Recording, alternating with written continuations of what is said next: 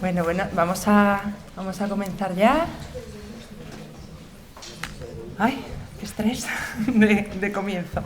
Bueno, buenos días a todos, a todas, a todos. Bienvenidas y bienvenidos al 9º Encuentro Estatal de Profesionales de los Ámbitos de Género, Drogas y Adicciones de este 2023. Este año bajo el título Uso y abuso de sustancias y violencia de género, que está organizado por el Proyecto Malva de la Fundación Salud y Comunidad en colaboración con la sección de drogodependencias de la Dirección de Salud Pública de Aragón y está financiada por el Plan Nacional sobre Drogas. Es un placer para nosotras daros la bienvenida a este encuentro y es un placer también para mí presentar a las 3 personas que me acompañan en esta mesa de presentación y bienvenida. Por un lado, Marta Álvarez Freijo, directora del área de Adicciones, Género y Familia de la Fundación Salud y Comunidad. Por otro lado, Joan Ramón Villalbí, que está en formato telemático, y a Francisco Javier Falo Forniés, a quien agradecemos encarecidamente su presencia y apoyo, el director general de Salud Pública de Aragón, que estamos súper agradecidas con toda la colaboración de la Dirección General. Realmente ha sido una colaboración muy fructífera, muy generosa por parte de la Dirección, así que el agradecimiento y el reconocimiento público a todo el trabajo de las compañeras, especialmente Carmen Baraguán y Begoña Muñoz, pero también el resto de técnicas que nos han echado una mano. Bueno, voy a contextualizar un poco quiénes somos, de dónde se sigue acoplando. A ver, pongo el móvil por ahí, no sé si es esto o qué. Vale, pues voy a contextualizar un poco quiénes somos, porque nosotras venimos de Barcelona. ¿Ahora? Un poco. Sigo escuchando el... Si no, el regalo no nos oye. Vale. Bueno, ¿se me escucha bien? ¿Es incómodo? No. Vale.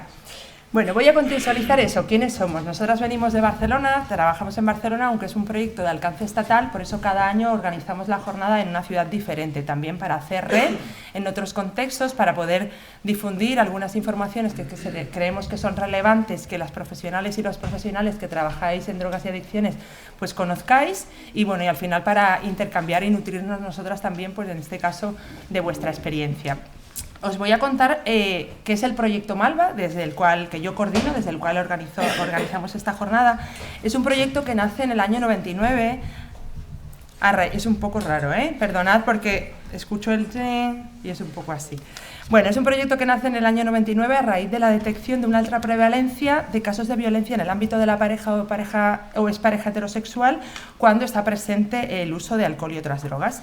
Por una parte, un altísimo porcentaje de mujeres que llegaban a los centros de atención de drogodependencias eran víctimas, presentes o pasadas, de violencia de género, también de violencias sexuales en la infancia o en la edad adulta.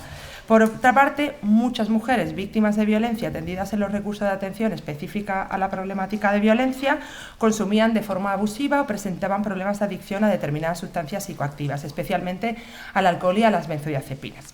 Por lo tanto, vimos claramente la necesidad de realizar un análisis complejo que abordara las dos problemáticas y otras de manera interseccionada, así como proponer también modelos de abordaje que respondieran a todas estas necesidades.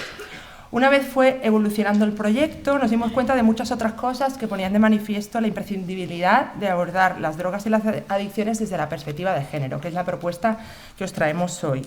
Nos dimos cuenta que las sustancias preferidas por mujeres y hombres eran diferentes, mientras los hombres consumían en mayor medida drogas ilegalizadas, ya que la asunción de riesgos era más coherente con las expectativas de la masculinidad, las mujeres consumían en mayor medida psicofármacos, por ejemplo, una droga menos disruptiva que encajaba mejor con los mandatos de género, de la prudencia, ¿no? O de lo que se entiende hegemónicamente y patriarcalmente como ser una buena mujer. También nos dimos cuenta que no solo los tipos, sino los modos de consumo eran diferentes. Los hombres tenían un consumo más público, más tolerado, relacionado con la construcción de la identidad masculina, la pertenencia al grupo, y las mujeres consumían en mayor medida en soledad. También nos dimos cuenta que las motivaciones de inicio y permanencia eran diferentes. En muchos casos, las de ellos estaban más ligadas al placer, a la obtención de beneficios económicos en el caso del juego, a la evasión, y las de ellas, en muchos casos también, a soportar malestares de género y paliar el dolor que las violencias que recibían por el hecho de ser mujeres y por esta infravaloración de género de todo aquello considerado femenino. También los factores de riesgo y protección eran diferentes y el género, sin lugar a duda, era y es un factor de riesgo para las mujeres. Hay una mayor invisibilización de sus consumos, un mayor estigma de los consumos de las mujeres, una fuerte sanción social de las mujeres con un consumo problemático o con otro tipo de adicciones por el hecho de desviarse de lo que se espera de ellas, por el hecho de romper con ciertos mandatos de género de la feminidad. Y finalmente nos dimos cuenta, como todo esto que acabo de decir pone de manifiesto, de la fuerte desigualdad de género en general y en las percepciones sociales relativas a los consumos, también en los propios recursos de prevención y atención a las drogodependencias, ¿no? Y en los imaginarios de las y los profesionales. Esto se traduce en un fuerte androcentrismo en los servicios que generaba, y a veces sigue generando, barreras de acceso y de permanencia de las mujeres, ya que no están diseñados para ellas ni adaptados a sus necesidades específicas.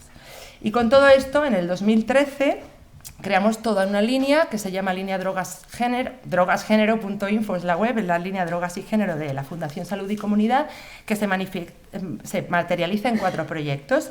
En este proyecto Malva, que es el eje de consultoría, formación y evaluación, en el SPAI Ariadna, Espacio Ariadna, un eje de tratamiento y reducción de daños, es un recurso residencial para mujeres e hijos y hijas, si así lo desean, que presentan problemas de adicciones y problemas de violencia.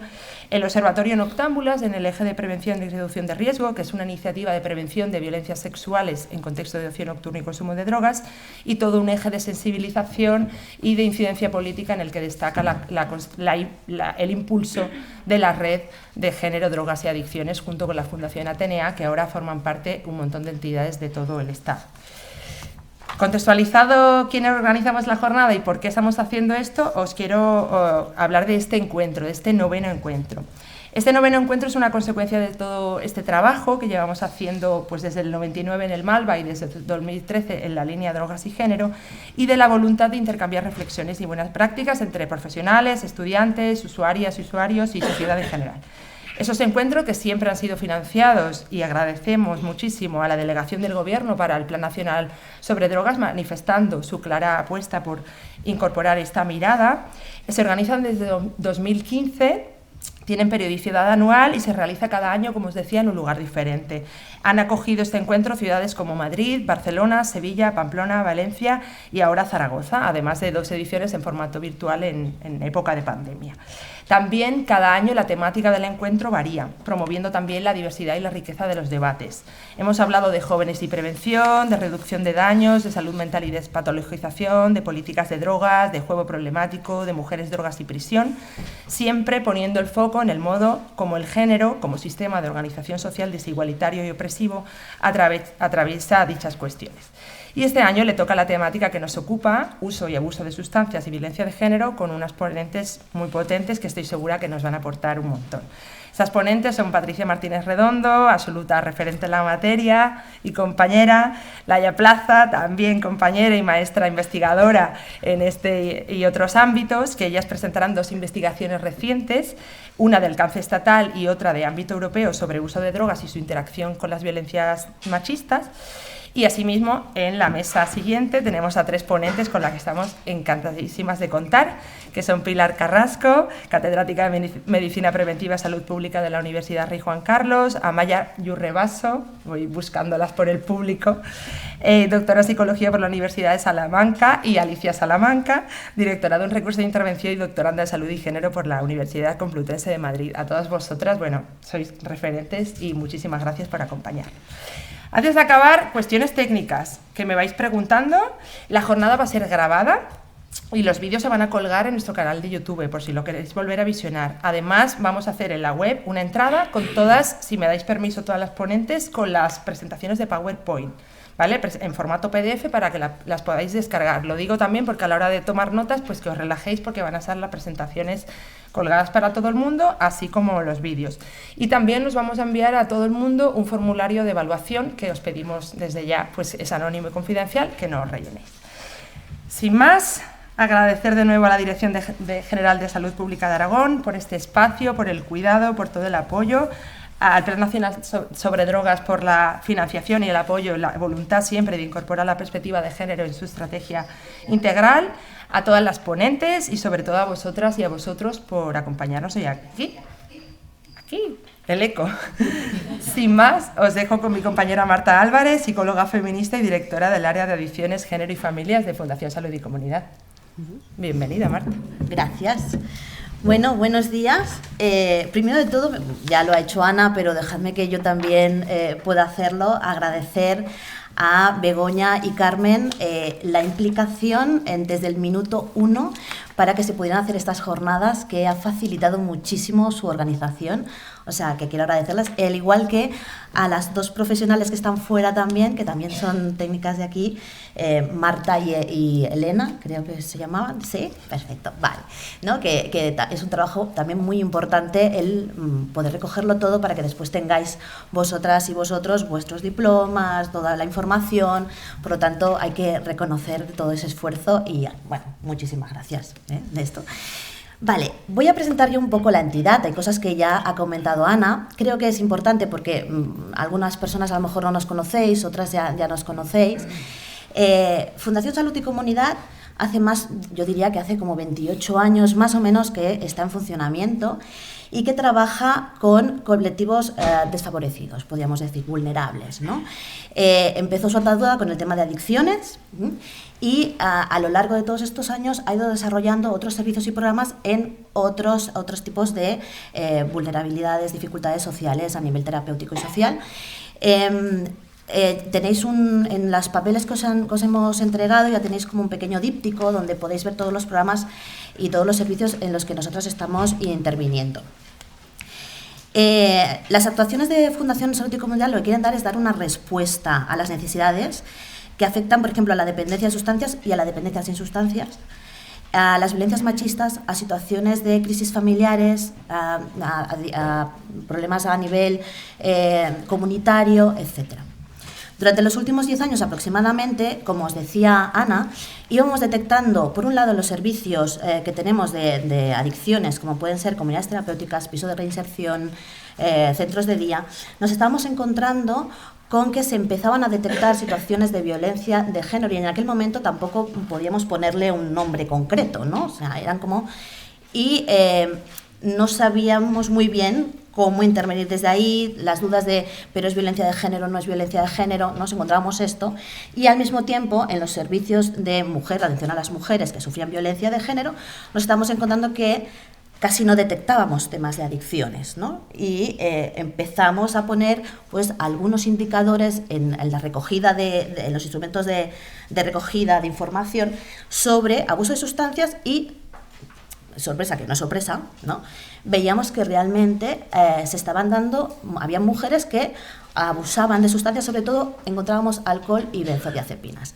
Claro, ante esto dijimos, bueno, vamos a poder hacer una línea, que es la línea, pues aquí estamos para poder ayudaros. Por último, quiero agradecer a Ana y al equipo Malva, ¿no? A mis compañeras y compañeros, por el esfuerzo, por la dedicación y porque esto se hace cada año gracias a ellas, ¿no? Y yo creo que está bien el poder agradecerlo y recompensarle de alguna manera. Pues con todo esto, si me permitís, voy a dar paso al señor Ramón Villalbí. ¿Tenemos sonido? Ahora. Bueno, pues muchas gracias, Oye, por resolver siempre las cosas. Muchas gracias a Ana, a Marta y Francisco Javier Falo por acompañarme. Estoy especialmente feliz de estar acompañándolo, aunque sea a distancia. Me gustaría poderlo hacer presencialmente, pero bueno, la vida es así y uno no puede hacer todo lo que quiere hacer. La verdad es que quería expresar que es muy importante para nosotros que el proyecto Malva funcione, que encuentros como este tengan espacio, tengan lugar. Nuestro rol, en buena parte, es ayudar, reforzar, dar marco para las iniciativas de todos. El Plan Nacional sobre Drogas debe ser el plan de todos y, por tanto, también forma parte de la Dirección General de Salud Pública de Aragón, también forma parte de la Fundación Salud y Comunidad. El plan lo hacemos entre todos. Esto no es la delegación del gobierno para el plan es lo que hacemos entre todos juntos. Por eso financiamos acciones de todos y por eso no podemos financiarlo todo, porque respetar las competencias de las comunidades autónomas, pero lo seguimos con mucho interés y lo amplificamos con mucho interés. Y proyectos como proyectos como el proyecto Malva, para nosotros son muy valiosos porque dan respuesta a la vulnerabilidad especial de las mujeres que tienen problemas de consumo y de adicciones, ¿no? Y hay que conocerlo más, hay que experimentar más y hay que ver cómo cambiar para corregir estas situaciones. Nosotros tenemos una serie de estadísticas que nos permiten conocer cosas. Si años atrás muchos programas sobre drogas y adicciones estaban enfocados solo a los varones porque eran mayoritarios, hemos aprendido a que esto planteaba problemas especiales y lo hemos corregido. Seguimos, gracias a nuestro indicador de vicios de tratamiento, sabemos que las mujeres no tienen acceso diferencialmente inferior a los servicios, pero no disponemos de muchos datos sobre los resultados del tratamiento, más que estudios puntuales. Y por eso nos interesan mucho iniciativas como esta, porque sí sabemos que las mujeres con problemas de adicciones son con mucha mayor frecuencia víctimas de violencia, tanto en las que están en consumo como podría ser las que buscan salidas y encuentran servicios que no se ajustan a sus necesidades. Y por eso también, quiero decirlo, proyectos como el Espacio Ariadna, que son el tipo de proyectos que consideramos importantísimos y debería haber en todas las grandes ciudades recursos de esta naturaleza y también en las zonas rurales sea más complejo, pero esto nosotros no podemos abordarlos porque son servicios asistenciales de base territorial más local, pero sí que lo vemos con muchísimo interés y lo seguimos con muchísimo interés y nos gustaría que experiencias como esta pues se conocieran más, se duplicaran, se amplificaran, porque sabemos que nos hacen mucha falta para romper una espiral perversa. Si eres víctima de violencia y vas a los recursos generales de violencia, como que tienes problemas de consumo, no puedes ingresar porque eres una persona con más problemas que van a plantear problemas a las otras personas que también son víctimas de violencia, y esto puede crear una espiral que no tiene salida y que es muy destructiva para las personas. Y por eso necesitamos recursos monográficos como no es la primera vez ni seguramente será. Este año hemos potenciado un grupo de trabajo dentro del Consejo Español de Drogodependencias y otras adicciones, que es nuestro espacio de asesoramiento, nuestro contacto con la sociedad civil y con todos los recursos para el seguimiento del plan. Y tenemos un grupo de trabajo sobre género, drogas y adicciones, que estamos muy contentos con cómo ha funcionado, esperamos frutos y vamos a tener el pleno del CEDOA la semana que viene y seguramente el resultado ha sido tan interesante que el año que viene lo vamos a mantener y probablemente reorientarlo para tener más énfasis en los temas de violencia de género en el ámbito de las adicciones, con una problemática que nos... Y bueno, nada más, yo no quiero extenderme mucho, pienso que estas presentaciones y bienvenidas han de ser breves, lo importante viene después. Estoy contento de ver a Elizabeth y Patricia que van a aportar y que también han tenido vínculos con nosotros y desearos un encuentro muy fructífero y que salgáis de él pues reforzadas y con ganas de saber, sabiendo más, con ganas de saber más y de hacer más, que es lo que nos interesa a todos. Muchas gracias.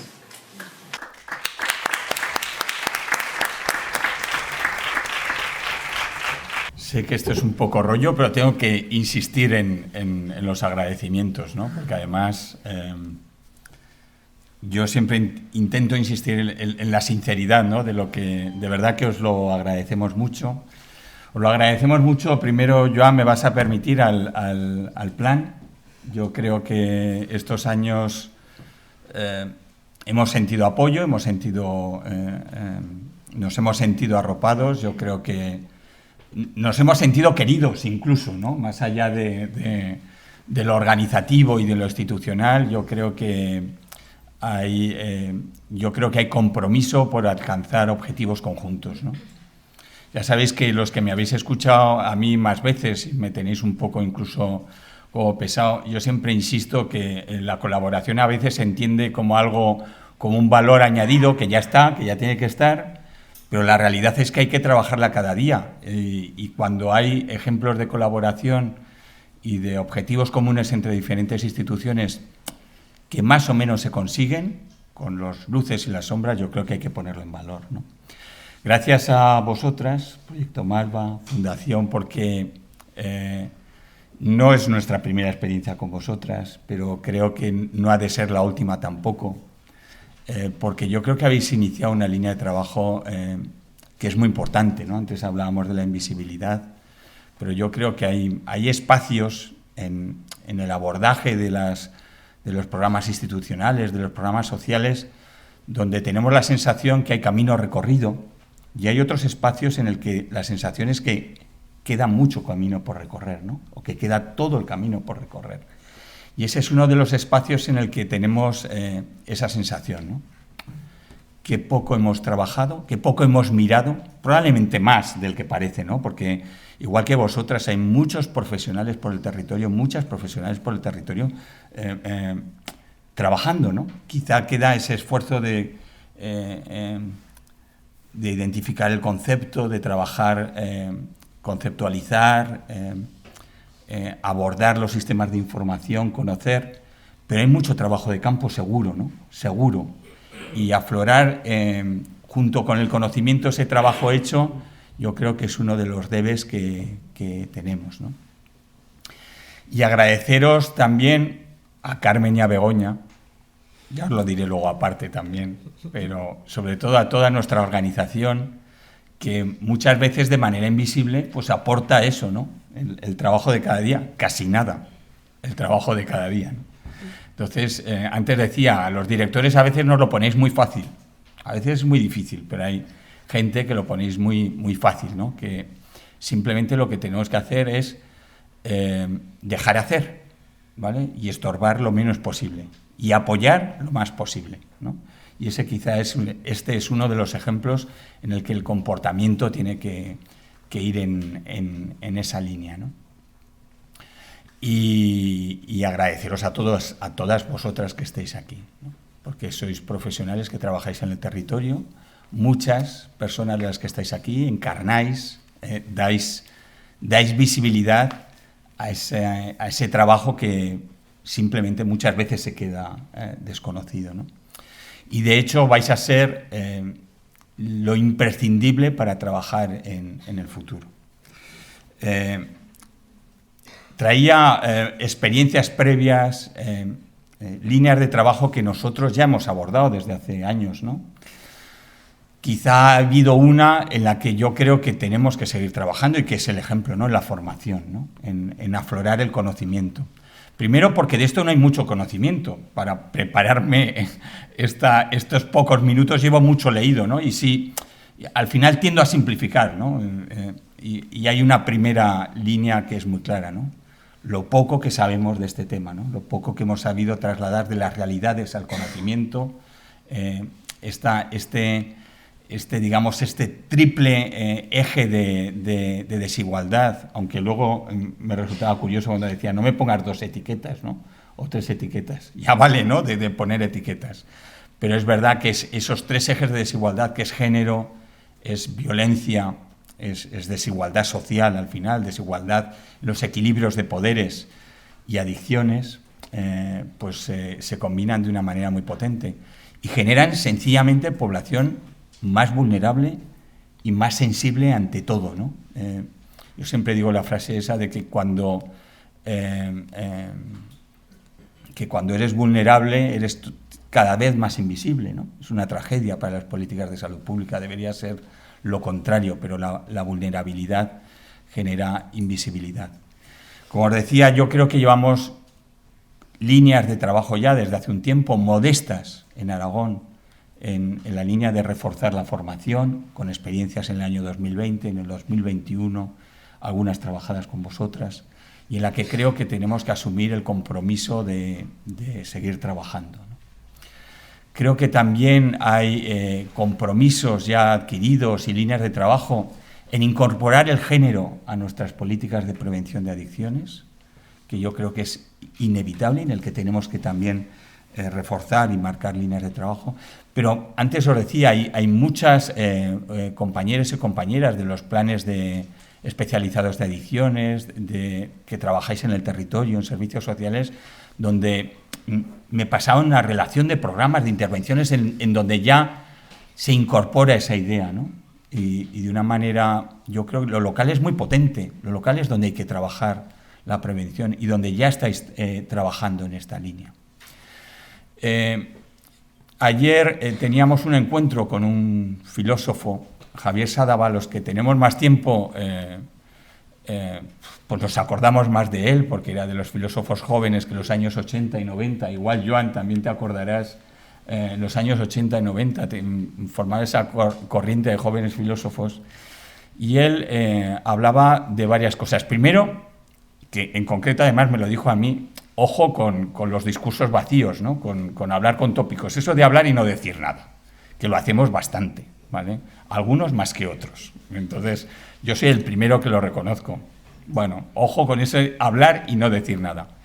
Pero de lo que hablábamos con él y compartíamos con él, me vais a permitir que recuerde 3 cosas muy rápidas. Lo importante que es el conocimiento, ¿no? Y el querer saber. Y yo creo que esta jornada obedece a eso, ¿no? A querer saber, a conocer. Lo segundo, lo importante que es el compromiso.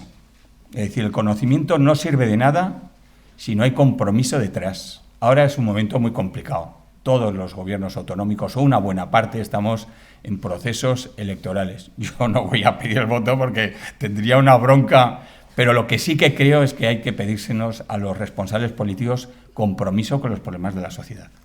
Y eso sí que me parece que es importante. Llegaremos más o menos, pero hay que tener sensibilidad social y adquirir compromisos con los problemas sociales.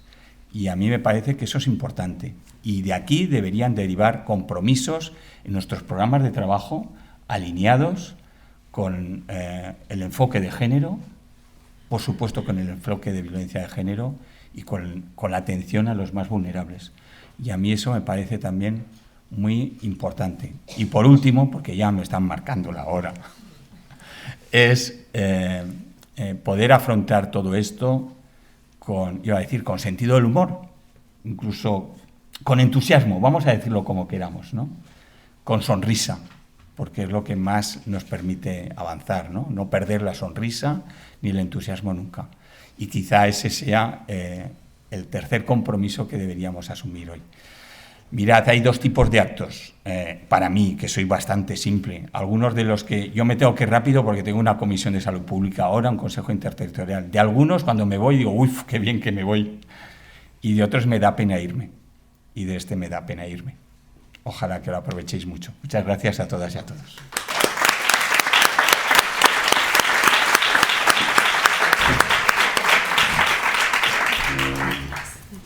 Pasamos a la primera mesa de la mañana con una, ¿no? con la idea de poder presentaros las investigaciones más recientes en relación a género, violencia y uso de sustancias. Y para ello tenemos a 2 personalidades, ¿sí? No sé por qué os reís, la verdad.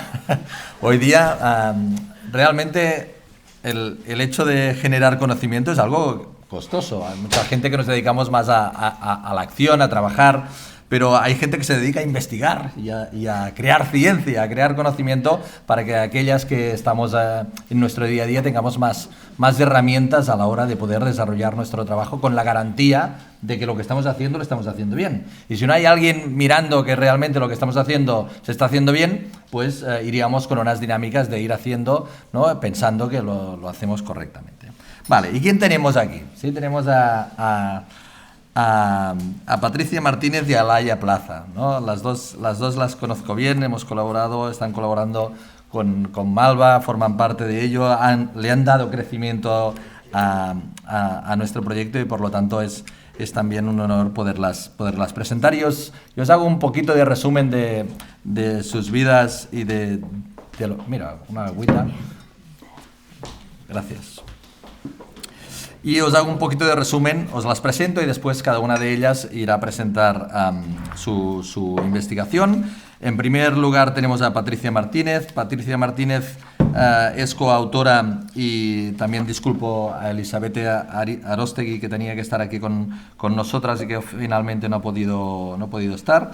Y son coautoras de La situación en España de la violencia de género y el abuso de sustancias, un documento de la delegación del Gobierno del Plan Nacional sobre Drogas, que me parece que lo hace con colaboración con la FEM, con la Federación Española de Municipios y Provincias. Y Patricia Martínez Redondo es educadora social y antropóloga, máster en estudios interdisciplinares de género. Desde el año 95 trabaja en el ámbito de las drogodependencias, violencia e intervención socioeducativa. Desde el 2005 también imparte formación a profesionales en género, usos de drogas y adicciones, violencia de género y violencia machista. Actualmente se dedica sobre todo al acompañamiento y capacitación técnica de equipos de intervención en estas cuestiones. Trabaja como colaboradora de diversas entidades públicas y privadas, como experta en perspectiva de género y adicciones, intervención socioeducativa y acompañamiento terapéutico en grupos. También dinamiza grupos de mujeres y hombres en tratamiento desde perspectiva de género y realiza procesos de acompañamiento en casos de violencia con mujeres. Es autora, entre otros, del libro Extrañándonos de lo normal, reflexiones feministas para la intervención con mujeres drogodependientes, del manual Mujeres y drogas de prevención de recaídas con perspectiva de género y de la guía Hombres y adicciones, intervención desde perspectiva de género. También de investigaciones como situación en España de la violencia de género y el abuso de sustancias, la cual nos presentará a continuación. Bienvenida, Patricia. Y a su lado tenemos a Laia Plaza Hernández. Ella es licenciada en Psicología y en Antropología Social, máster en Cooperación Internacional y máster en Estudios de Mujeres, Género y Ciudadanía. Trabajó durante 10 años como psicóloga en un servicio dirigido a personas que usan drogas en Barcelona y desde entonces ha desarrollado una amplia experiencia trabajando para diferentes organizaciones como coordinadora, consultora e investigadora de programas de género a nivel nacional, europeo e internacional. Se ha centrado en la violencia sexualizada en entornos de usos de drogas, ocio nocturno y festivos, así como en las violencias de género y uso de sustancias, sobre la que ha publicado recientemente trabajos al respecto. También, el cambio de página, es que tienen tantas cosas, ¿no? También ha trabajado sobre salud y derechos sexuales y reproductivos y sobre transversalización de la perspectiva de género a través de planes y protocolos de equidad y diversidad. Su trabajo se desarrolla principalmente en Europa, en el norte y oeste de África y América Latina, desde un enfoque de género feminista, interseccional y de derechos humanos. Ha desarrollado parte de esta experiencia en la Fundación Salud y Comunidad, organización para la que actualmente trabaja desde hace más de 10 años como experta en género en el marco de programas internacionales. ¿Sí? Sí. Pues venga, vamos con la primera intervención de Patricia Martínez. Patricia. Vale, y nada, empiezo por los agradecimientos, pero de verdad, porque yo estoy muy agradecida de poder estar aquí compartiendo esta publicación que hemos hecho, que ha sido publicada en el 2021, y sobre todo a Malva, como siempre, por seguir haciendo estas cuestiones, estos encuentros a nivel público, ¿no? Fundación Salud y Comunidad, yo es de las pocas organizaciones que conozco que sigue haciendo esta labor, este esfuerzo por divulgación, por compartir, por hacer formación para otras organizaciones, y poder divulgar en general todo lo que tiene que ver con perspectiva de género y la intervención en usos de drogas y adicciones. Con lo cual, cuando hablo del agradecimiento es que es muy sincero, ¿no? No es por cuestión de protocolo, sino porque valoro mucho que sigan trabajando por hacer estos encuentros, con todo el esfuerzo que conlleva. Y, por supuesto, pues toda la gente que está detrás de que podamos estar aquí, que forma parte del equipo de Aragón. Me han hablado muy bien de vosotras, ¿sí? Así que nada, que gracias. Traigo una presentación. Lo primero también disculpar a Elisabeth, porque efectivamente iba a estar y al final no ha podido venir. Veníamos para hablar de nuestro libro, que es una investigación financiada por el Plan Nacional sobre Drogas, como ha comentado Uche, pues para la Federación Española de Municipios y Provincias, que tiene como una apuesta bastante clara de intentar ir asentando lo que sería el poder establecer una intervención integral o favorecer una intervención integral en lo que sería usos de drogas y violencia de género. Para mí es importante Claro, yo soy un poco una antigua en esto del concepto y sigo utilizando el término violencia de género. Lo que pasa que quiero clarificar, y es una de las primeras cuestiones, que ahora volveré a esto, ¿no?, de qué contiene, etcétera, un momentito, que sería clarificar el concepto, ¿no?, porque cuando estamos hablando de violencia de género nos estamos refiriendo al sentido original definido por la ONU en 1993, en su sentido amplio, que tiene que ver con todas las violencias hacia las mujeres por el hecho de serlo. Y entrecomillo esto, que tiene que ver con una construcción sociohistórica de relaciones de poder, de hombres y mujeres, de forma desequivalente. Entonces, bueno, lo digo porque estamos en plena transformación, luego volveré quizás a centrarme en esto, ¿no? Y oigo a las compañeras hablar de violencia machista. Y entonces, bueno, pues estamos hablando en definitiva de lo mismo, que tiene que ver con una violencia estructural, fundamentada en un sistema, que lo explicaban al principio, ¿no?, el género como categoría de análisis, como algo que estructura nuestra sociedad en base a una desequivalencia, ¿no? Y esto es importante. Bueno, luego vuelvo aquí, pero quería aclararlo porque, claro, estoy desde el principio con el título, ¿no?, de Situación en España de la violencia de género y el abuso de sustancias, y tener claro de alguna forma, pues eso, violencias sexuales, abusos sexuales de todo tipo, en la adolescencia, en la infancia, etapa adulta, dentro, fuera de la pareja, bueno, muchas cuestiones que afectan directamente a muchas mujeres, ¿no? O sea, las cifras son bastante deprimentes en este sentido.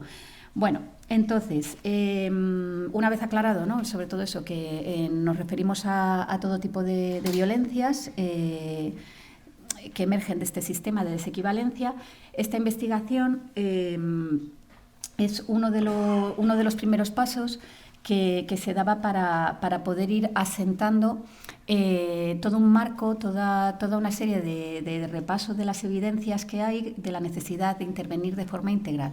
¿De acuerdo? Porque algo que ya han ido comentando, ¿no?, en la presentación, la realidad es que muchísimas mujeres que presentan problemáticas de consumo, cuando acuden o cuando son detectadas o están en las redes de atención a violencia, el consumo es vivido como muy disruptivo, que lo es, el consumo abusivo de sustancias, pero claro, la cuestión es que no se quedan en el espacio de protección o se expulsa de los espacios de protección.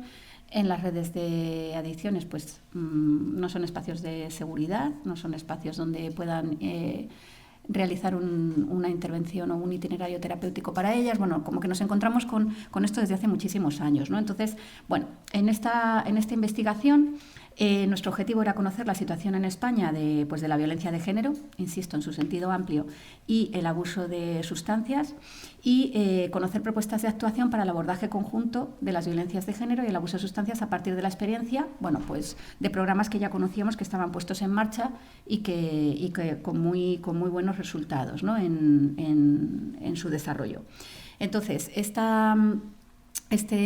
documento contiene una revisión de fuentes secundarias de datos, que es toda la primera parte del documento. Para mí es que el tener esta oportunidad de contar el documento de verdad me parece muy importante, porque aquí hay toda una revisión de fuentes secundarias, lo que tiene que ver con investigaciones, con evidencia, lo que tiene que ver con clarificar el concepto, bueno, una serie de cuestiones que asientan y ofrecen una base teórica, ¿no?, de la necesidad de la intervención integral.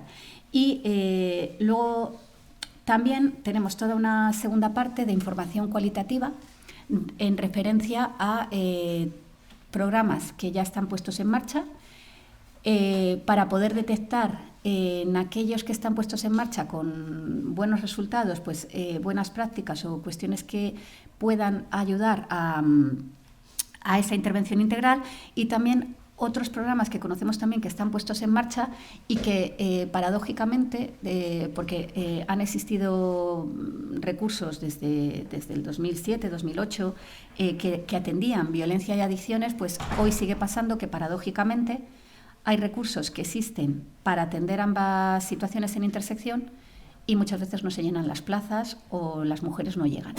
Entonces, el poder entender y explicar por qué esto está pasando, ¿no?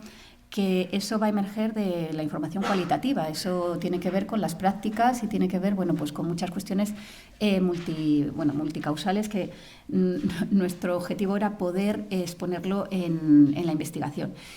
Esto que lo comento, claro, lo quiero aterrizar también en mi propia experiencia. Yo, como comentaba Ulle, claro, llevo trabajando desde el 95 en drogodependencias. Hoy día sigo con grupos de tratamiento con hombres y mujeres desde perspectiva de género en intervención diferencial. Pero claro, el hecho de que yo esté aquí, que lo he contado muchas veces, pero siempre lo vuelvo a contar cada vez que voy a un espacio nuevo para mí, porque es muy importante que yo empiezo a trabajar en el 95 y trabajo en un espacio mixto. Entre comillas, 17 plazas para chicos, 2 plazas para chicas. Entonces, eso de mixto, lo que es un espacio pues de mayoría masculina con 2 mujeres allí. Y bueno, trabajo bastantes años ahí, voy por otros recursos, hasta que en el 2003 me llega la oportunidad de un piso de apoyo al tratamiento solo para mujeres. 7 plazas para toda la Comunidad de Madrid. ¿Vale? O sea, esto era lo que había en ese momento. ¿Qué os parecen 7 plazas para toda la Comunidad de Madrid? Poco, ¿no? Ya, pues la bofetada que hace que yo hoy día esté aquí sentada, y fue una bofetada, es que no llenábamos el recurso. Teníamos 6-7 plazas, casi siempre, cada vez que había 6-7 plazas, pues bueno, pues había expulsiones y abandonos de tratamiento en mayor proporción y antes que los hombres. Y a mí esto fue lo que me hizo pararme un poco en seco y decir, aquí, ¿qué está pasando? Porque no es normal que tengamos 4 chicas, 5 chicas, y cada vez que tenemos 6-7 se produzcan abandonos, y luego eso, que no hay lista de espera, que no... Bueno, entonces la conclusión perversa era que el recurso no era necesario. De hecho, además, en el 2008 igual se abre un piso en Madrid una casa de acogida financiada desde violencia para atender a mujeres en situación de violencia y con consumos problemáticos, abusivos, drogodependencias. Bueno, pues en el 2009 hicimos una investigación y resulta que este piso igual, o sea, esta casa de acogida, no se llenaban las plazas. Que podían ir con sus hijos e hijas al recurso, que es algo que venimos reivindicando, ¿no? Que mira a Marta y a las compañeras que llevamos muchos años comentando estas cosas, y tampoco se llenaba el recurso. Entonces, de hecho, son precedentes que en Madrid lo que nos pasa es que cuesta mucho argumentar la necesidad de crear recursos específicos, pero tú puedes tener un recurso específico que si no estás aplicando perspectiva de género no te va a funcionar, y esto es lo que ha pasado a lo largo, bueno, pues de muchos años en todo el Estado. Vale, entonces, bueno, por eso la importancia de, para mí, poder generar conocimiento, como decía Ulle, que fundamente o de alguna forma sostenga la evidencia de que intervenir desde perspectiva de género sí va a posibilitar que tengamos los espacios llenos, de hecho, la mayoría de los espacios con lista de espera a día de hoy, y que es posible, de hecho, que pueda haber espacios de tratamiento de recuperación de violencias y adicción, y además que las criaturas estén presentes en el tratamiento y con buenas prácticas de cara a las criaturas. O sea, esto no se trata de, bueno, pues de generar situaciones de desprotección, ni mucho menos, ¿no? Al contrario. Entonces, bueno, perdón porque me salto el PowerPoint. Aquí, sí, pero bueno, es un poco por eso, ¿no? Porque es difícil hablar claro, de esta publicación del 2021 sin ver toda la trayectoria que hay detrás, todo el aprendizaje de que hayamos puesto en marcha recursos y que no hayan funcionado, ¿no? Y esto está muy, muy relacionado con no aplicar perspectiva de género. Que tú tengas un grupo específico de mujeres no significa que estés trabajando desde perspectiva de género. Bueno, sí es importante que en este estudio hay 2 limitaciones, y es que no hemos accedido ni se mencionan a todos los recursos de adicciones que atienden específicamente a mujeres en el Estado español o que presentan programas de atención específicos, contemplen estos la perspectiva de género o no. Hemos accedido, bueno, pues a lo que decíamos, ¿no? A recursos que conocíamos, que estaban puestos en marcha y que la facilidad de acceso estaba en cierta medida garantizada, sobre todo porque estos estudios muchas veces se realizan con muy poco tiempo, que eso también es un problema que tenemos de cara a la financiación de este tipo de investigaciones. Bueno, entonces hemos accedido a este tipo de recursos que sí que consideramos un poco representativos de las prácticas que queríamos que pudiesen emerger, tanto buenas como dificultades para que luego las mujeres estén atendidas desde perspectiva de género. O sea, tanto buenas prácticas como dificultades. Y lo que no hemos accedido en esta investigación ha sido recursos de reducción del daño, ¿no? Mujeres en situación de sin hogar, mujeres en situación de prostitución, en situación de trata, de privación de libertad. Bueno, como que hay una serie de situaciones que sí que están referenciadas en el análisis de fuentes secundarias, pero no así en las prácticas, ¿vale? De hecho, sí que es verdad que hemos tenido una segunda investigación que está pendiente de publicación ahora en el 2023, donde ya sí que hemos accedido a todo este tipo de situaciones. Entonces, nos hemos ido directamente a lo que sería tratamiento, ¿vale? Y a las redes de violencia, para ver un poco qué estaba pasando con las mujeres también, en donde se detectaba en la red de violencia que había consumo, ¿de acuerdo? Entonces, bueno, nada, esto lo he dejado aquí recogido porque, como decía Ana, vais a tener a vuestra disposición los PowerPoints. Sí, importante para nosotras reivindicar el género, el paradigma del género, como un marco teórico. O sea, aquí esto es una cuestión importante, que la perspectiva de género parece muchas veces reducida a una cuestión de ideología o de opinión personal. Entonces, hay todo un corpus teórico detrás de esto. No se adquiere por ósmosis. Y esto es importante porque yo muchas veces puedo tener diferencias de opinión en el enfoque y tal, pero cuando hay una formación, una base teórica que sustente eso que se está argumentando. Lo que me encuentro muchas veces es que todo el mundo opina del género y es una cuestión como muy opinable porque parece una cuestión personal. Entonces sí que creo que es importante entender que es una herramienta de análisis, es toda una epistemología, todo un marco teórico y que no ha penetrado suficientemente en lo que es la producción de conocimiento, ¿no? Es algo además que es de los paradigmas más cuestionados, insisto, porque parece una cuestión de opinión. Bueno, en la investigación argumentamos también todo el debate en torno a su conceptualización y, por ejemplo, con respecto al concepto violencia de género, ¿no? Sí venimos detectando también un salto conceptual, porque podemos hablar del género en términos de identidad, que es algo que bienvenidas todas y de hecho estupendo, romper la dicotomía, romper lo que tiene que ver con la coincidencia sexogenérica, o sea, un montón de cuestiones que están ahí y que estamos en 2023, pero sí que es cierto que es importante seguir hablando del género como estructura de desequivalencia, ¿no? Y de ahí es de donde emerge esa violencia hacia las mujeres. En el Estado español tenemos un problema y es que siempre se ha hablado de gender based, ¿no? Violencia fundamentada en el género, y en castellano la hemos traducido por su pertenencia al sexo femenino. O sea, creo que hay un problema de traducción importante con el concepto. Y bueno, también es verdad que hoy día la ONU ha modificado también el concepto al introducir otras violencias gender-based como tales. Bueno, como que es verdad que es un concepto que tendríamos que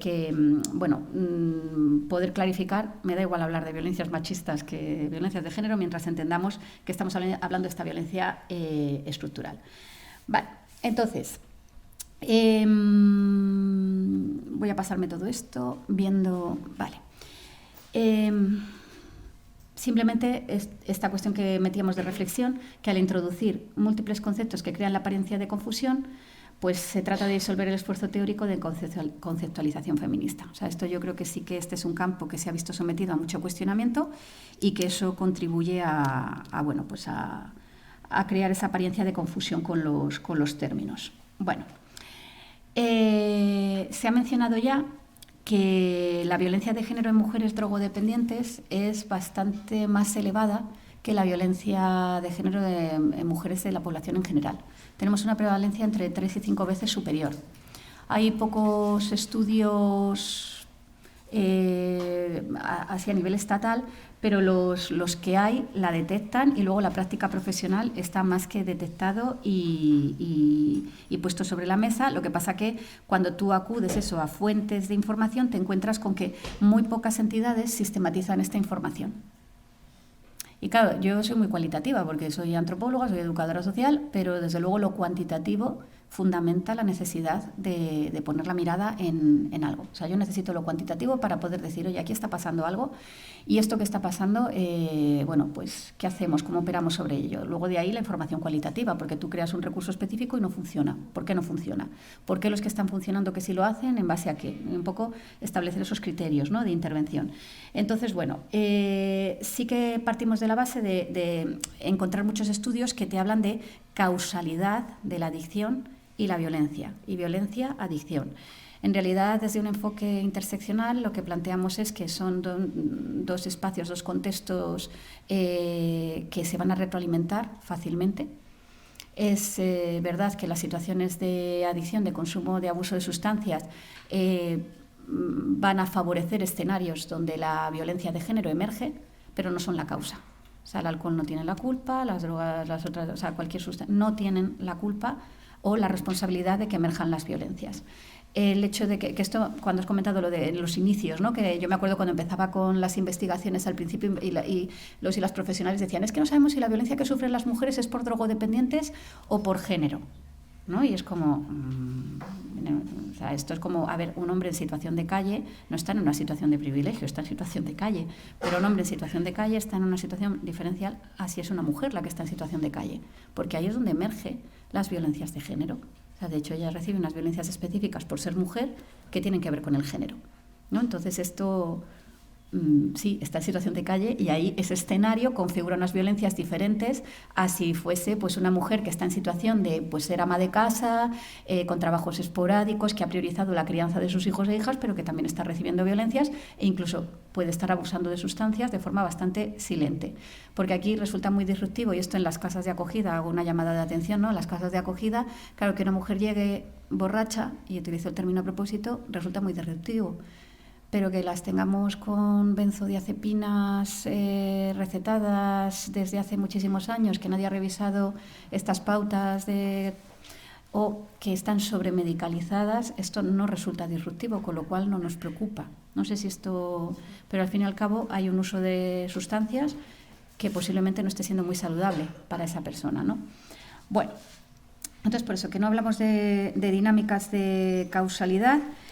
De hecho, aprovecho, que me lo he apuntado aquí, porque no lo tengo en el PowerPoint tampoco, pero estaba oyendo, ¿no? En la presentación lo de mujeres vulnerables, o lo que tiene que ver con la idea de las mujeres como vulnerables en el momento que están en una situación de drogodependencia, en una situación de violencia, y creo que tenemos que empezar a pensar o a darle la vuelta un poco a que son mujeres vulneradas, o sea, vulneradas en sus derechos, vulneradas continuamente, o sea, lo que tiene que ver en su integridad física, en su integridad psicológica, o sea, que es una cuestión de dinámicas de relación donde están siendo vulneradas.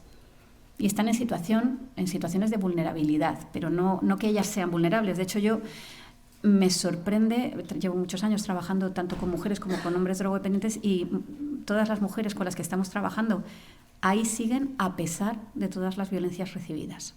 O sea, con una capacidad de sobrevivir y evidentemente con dinámicas que no son muy saludables ni sanas para ellas, pero lógico, porque estamos hablando de unos niveles de vulneración grandes, ¿no? en sus historias.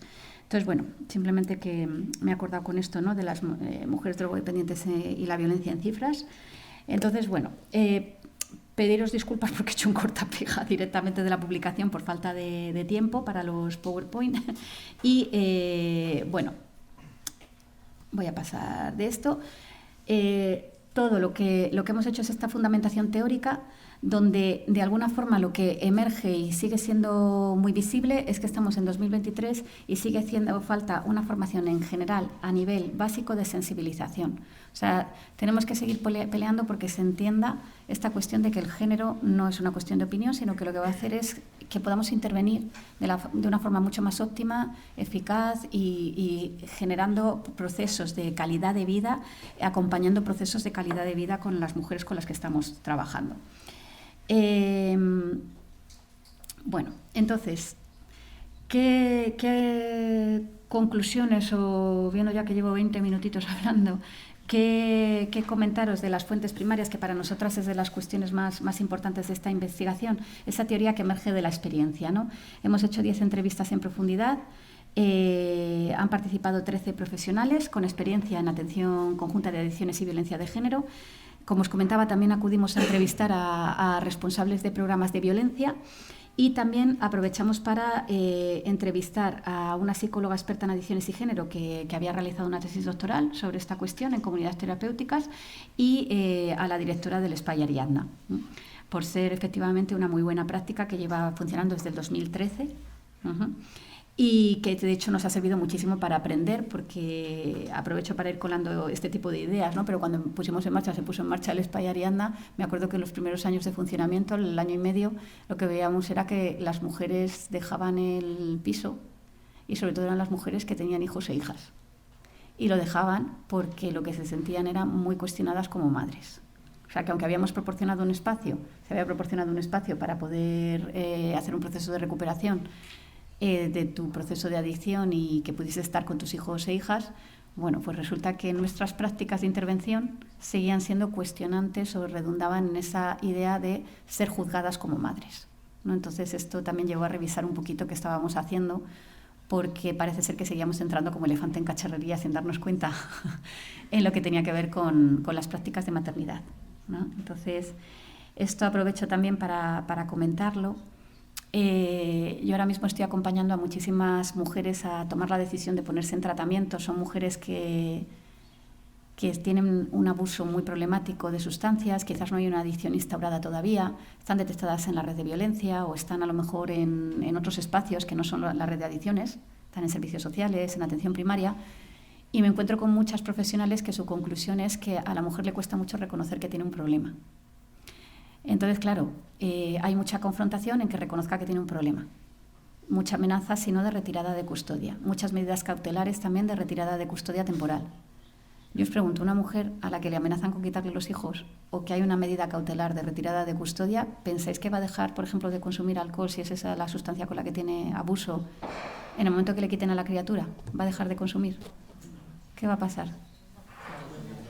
Va a consumir más.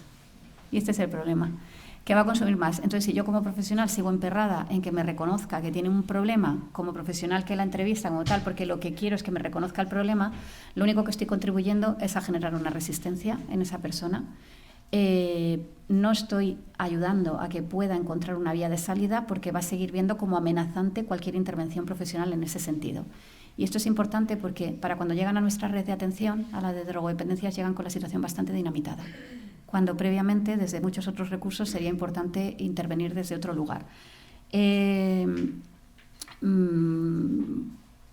Porque en realidad, si sigo con la confrontación, normalmente lo que va a pasar, y esto es una profecía autocumplida, es que esa mujer consume más y, de hecho, pues claro, se generan situaciones de desprotección, que a lo mejor previamente no eran tales, no había tanta desprotección, y por supuesto las líneas rojas están ahí, que esto es algo que argumentamos aquí y contamos, ¿no? Bueno, entonces, o sea, que todo esto para fundamentar un poco la necesidad de intervenir no solamente desde violencia y adicciones, desde otro paradigma, que podamos ver la atención integral, sino desde servicios sociales, desde atención primaria, desde los servicios de infancia. Creo que es importante empezar a ver que el consumo problemático en muchísimas mujeres muchas veces es como una muleta, como una estrategia de afrontamiento de las violencias recibidas. Y esto es importante que cale. Yo no le puedo quitar a alguien una conducta aprendida, una herramienta que le sirve para afrontar, aunque no esté resolviendo nada, aunque sea totalmente desadaptativa, pero es la herramienta que tiene. Decide alejarse del agresor, o logramos espacios de seguridad donde pueda estar alejada de la situación de violencia, el consumo no desaparece porque sí, de repente. Entonces, esto es importante. Casi todos los recursos que hemos entrevistado y donde hemos accedido de violencia, cuando una mujer presenta consumo problemático, lo que se le interpela directamente es a que firme un contrato terapéutico como requisito para seguir en el recurso. Con lo cual, muchas veces lo que provoca es que esas mujeres abandonen el espacio de protección. Porque desde el modelo transteórico del cambio lo que estamos haciendo es confrontar a una persona que posiblemente esté en precontemplación con respecto a esa problemática, lo de las etiquetas que comentaba Marta, y dependiendo de la red que estén detectadas, pues hay una vivencia de una de las etiquetas ya asumida y de la otra no. Y esto es una realidad con la que los y las profesionales tenemos que aprender a trabajar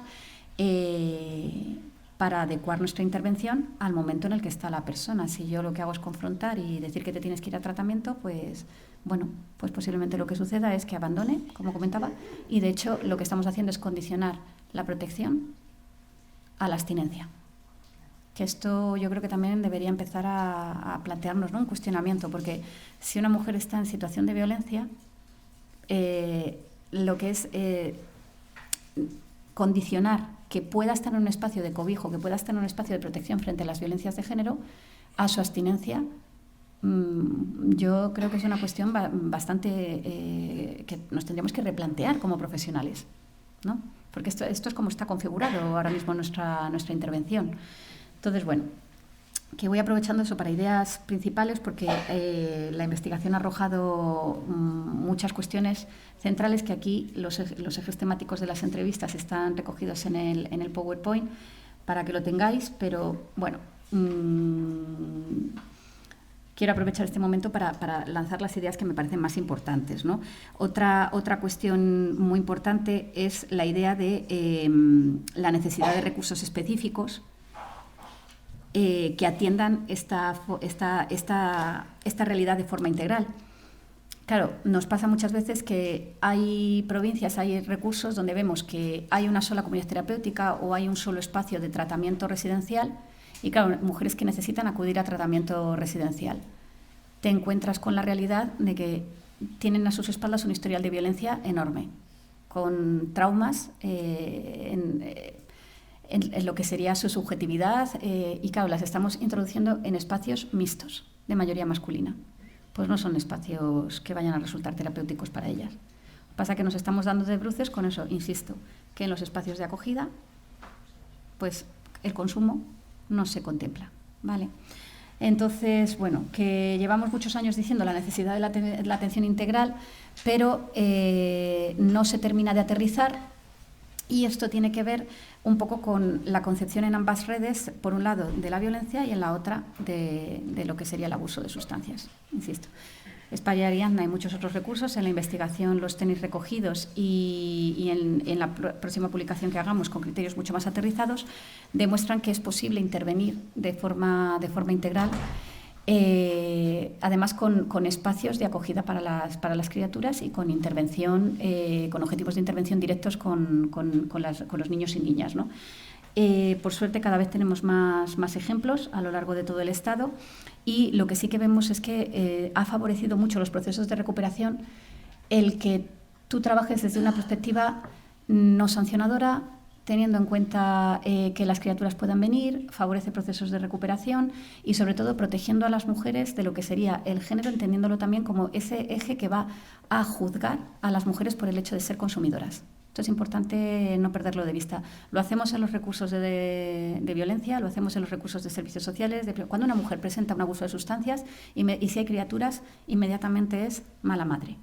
No sé si esto se ve, independientemente de que esa mujer esté en una situación de violencia y que posiblemente ese abuso de sustancias tenga que ver con esa situación de violencia. O sea, no percibimos el consumo como un síntoma o como un problema que emerge de la situación de violencia.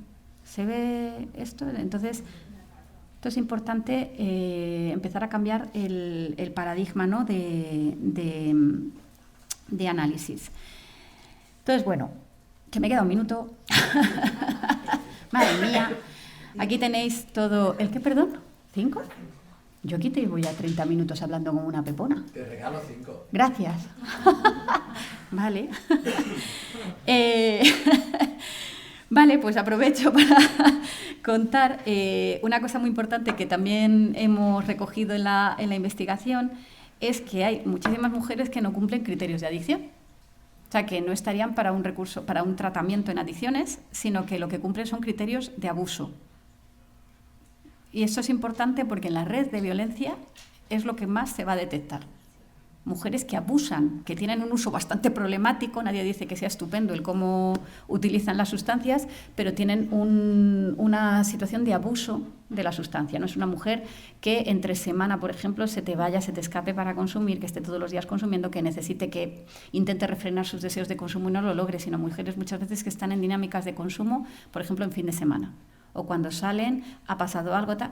Bueno, aquí es donde os digo que es muy importante cambiar el cómo se analiza el consumo, la situación de consumo en esa mujer, porque llamamos adicción a situaciones que no lo son, que tienen más que ver. Lo que pasa que casi todos los protocolos de violencia que hemos analizado aparece eso, que vaya un equipo, perdón, es que hago este gesto porque es derivación. Entonces la derivación es como de que vaya a un recurso específico de drogas y que valoren la situación. Para una mujer que está haciendo un uso problemático de una sustancia, que está en un recurso de violencia, que tiene a sus hijos e hijas a cargo, decirle que tienen que ir a que la valoren a ver si tiene un problema de adicción es directamente ponerle en el disparadero de muchas cuestiones que van a hacer que la adherencia al recurso o la adherencia o el vínculo con los y las profesionales no se vea favorecido. ¿Vale? Es que son muchas dinámicas donde se ve que las mujeres o empiezan a aumentar sus niveles de consumo o desaparecen del recurso. Entonces esto ha emergido también porque información cualitativa importante en casi todos los recursos de violencia. Lo que se argumenta es que primero hay que trabajar y estabilizar el consumo para poder trabajar violencia. Toda nuestra experiencia desde drogodependencias, que claro, cuando yo publico Extrañándonos de lo normal en el 2009, venía de que en el 2005, después de haber estado en el 2003 en el recurso para mujeres, claro, en el 2005 yo empiezo a trabajar desde otro lado, empiezo a trabajar desde las claves feministas para la autoestima de las mujeres, Marcela Lagarde, feminista mexicana, todo lo que yo sé hacer con otras mujeres, lo empiezo a aplicar en drogodependencias. Y claro, me encuentro con la sorpresa de que trabajando cuestiones de género, de la desequivalencia estructural, de lo que tiene que ver con cobrar conciencia de que las violencias que recibes no es porque seas una mala mujer que consume, que esta es la idea muy asociada, ¿no?, a que una mujer en situación de drogodependencia o de adicta pues se merece lo que le pase porque es una mala mujer. O sea, que esto no es ninguna tontería. Con los chicos hay comportamientos disruptivos, si consumen es que está bajo efecto de sustancias y no se da cuenta de lo que hace. Cuando una mujer consume, es leído como que es mala, por eso consume. No justifica su comportamiento, sino que es la explicación. O sea, es como que lo que le pase se justifica en base a que ella se pone en riesgo. No sé si veis que esto funciona en general, ¿no?, con las violencias estructurales y fundamento de una desequivalencia. Entonces, lo que estaba comentando, ¿no?, que trabajar con ellas estas cuestiones relacionadas con la violencia, relacionadas, ¿no?, con todo el sistema de género, redundaba en una reducción del consumo. Y esto lo vemos aplicado en casi todos los programas de reducción del daño, con mujeres que están con consumos inactivos y que lo que hacemos es favorecer que haya un espacio de cobijo, no supeditar la protección a la abstinencia. Y nos está dando muy buenos resultados. Lo que pasa es que aquí también hay una realidad y es que desde los equipos de violencia, evidentemente, no hay formación para trabajar y poder acoger las situaciones problemáticas de consumo. O sea que esto también no es algo que se pueda lanzar los equipos de violencia a acoger esta realidad sin una formación previa en el trabajo que tiene que ver con adicciones. Hace poco que estamos haciendo formaciones a los equipos de violencia y la médica, directora de programas, en Madrid, que trabajamos, y claro, muchas veces lo que le decimos a las trabajadoras que están en casas de acogida es que si una mujer, por ejemplo, te llega borracha al fin de semana, damos pautas de cómo intervenir en el momento y tal, no sé qué, pero que desde nuestro punto de vista, si es porque se ha encontrado con un montón de amigas y de repente lo han celebrado, perdonad esto que estoy diciendo aquí, pero lo han celebrado como mucha gente celebra cuestiones, me he alejado de él, estoy con una nueva vida, no sé si me explico, pues a mí que llegue borracha en esas circunstancias, no sé si me explico, ese contexto no se diferencia de muchos otros contextos donde mucha gente aquí lo hemos podido hacer. Posiblemente no sea lo que le haya pasado, le habrán pasado otras cuestiones, pero que es esta cuestión de no juzgar el consumo en sí mismo sin contextualizarlo, ¿no?, a nivel relacional. No sé si se ha entendido lo que quiero decir, que para mí sería una alegría que lo hiciese. Por eso, ¿qué queréis que os diga? A ver, si lo repite todos los fines de semana, pues ya tenemos un problemilla. Pero que tendemos mucho a juzgar el consumo sin contextualizarlo a nivel relacional. ¿Se ve esto que estoy comentando? ¿Vale? Entonces, en los 5 minutos que me ha dado Uye, ya nada, simplemente comentaros que habrá una publicación en 2023 con entrevistas ya a equipos de intervención directa, porque la publicación del 2021, que es la que hemos venido a presentar, tiene que ver sobre todo con responsables de programas y poner en evidencia también el cómo paradójicamente un recurso puede quedarse sin que las mujeres drogodependientes accedan a él, que esto es lo que está pasando también hoy día en algunas provincias, y un poco establecer los criterios por los cuales sí garantizamos que las mujeres drogodependientes puedan acceder a estos recursos, ¿vale? Sin más, nada, luego espero que podamos tener un momento de debate y si queréis preguntar alguna cuestión, ¿vale? Muchas gracias.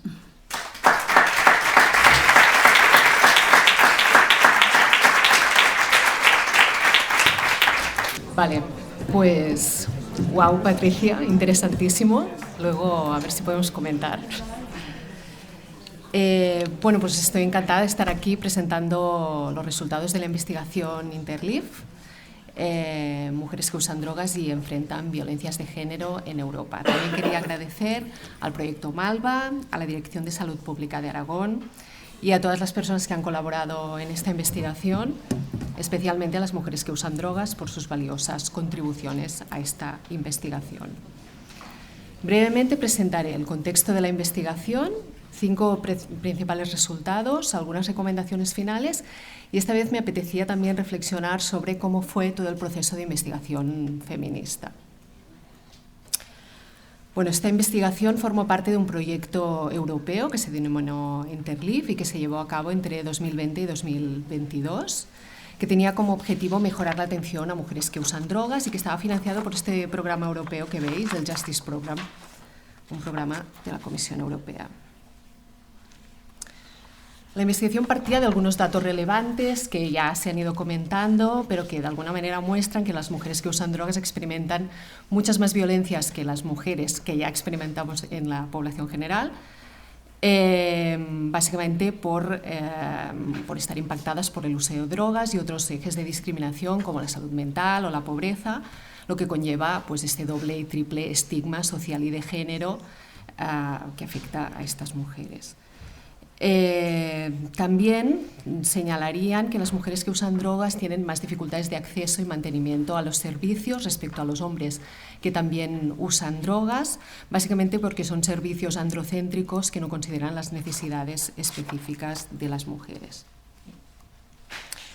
La investigación partía de 2 objetivos específicos. Primero, comprender mejor las distintas formas de violencias de género, violencias machistas que atraviesan las mujeres que usan drogas y también mapear las mejores pero también las peores prácticas al respecto en los países participantes, que son estos que veis aquí: Austria, Croacia, Alemania, Italia, Portugal y España.